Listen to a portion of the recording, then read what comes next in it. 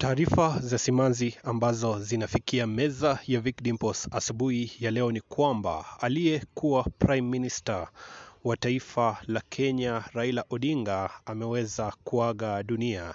Ripoti kutoka vyombo vya kuaminika vinasema kwamba Raila Odinga ameweza kuaga dunia asubuhi ya leo akipokea matibabu katika taifa la India. Ikumbuke kwamba kwa takriban wiki mbili imekuwa ikisemekana kwamba hali ya Raila haiko sawa, na unapata kwamba ndugu yake Oburu Odinga aliweza kujitokeza na kudhibitisha swala hilo, lakini kwa bahati mbaya asubuhi ya leo taifa linaomboleza kifo cha mzee ambaye amechangia pakubwa sana siasa za taifa la Kenya. Ni taarifa ambazo tunaendelea kufuatilia, na bila shaka ujio wote ibuka utaupata katika chaneli. Subscribe.